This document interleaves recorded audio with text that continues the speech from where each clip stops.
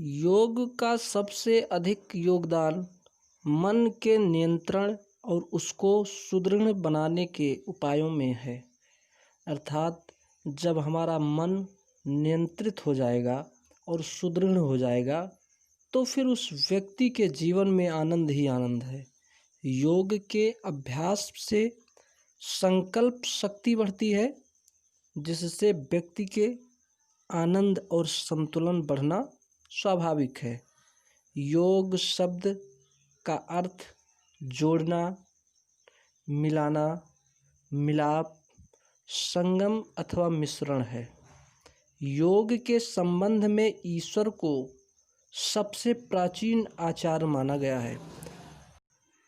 आसनों की संख्या के विषय में यह ध्यान रखना आवश्यक है कि जीवों की जितने प्रकार की जातियां हैं, भारतवर्ष में उतने ही प्रकार के आसनों का उल्लेख किया गया है।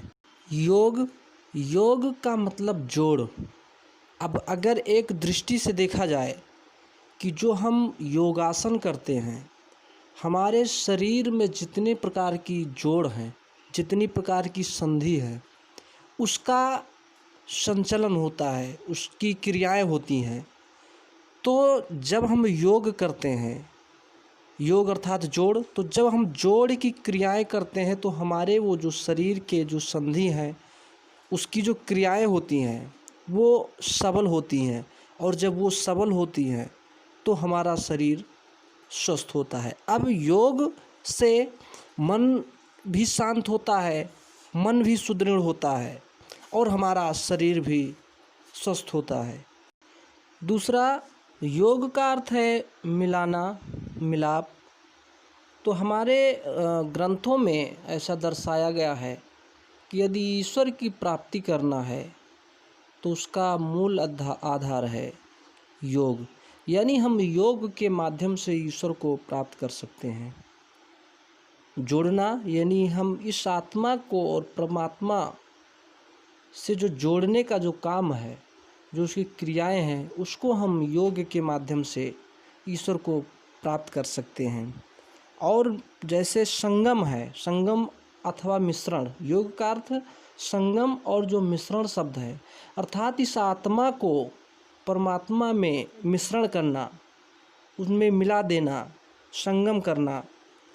तो योग की इस ऐसी दृष्टि से देखा गया है। यानी योग जो है, योगासन जो हम करते हैं, योगासन को करने से हमारा मन यानी आध्यात्मिक, शारीरिक और आंतरिक रूप से जो भी है वो स्वस्थ रखने के लिए और ईश्वर की प्राप्ति के लिए भी योग का हम सहारा ले सकते हैं।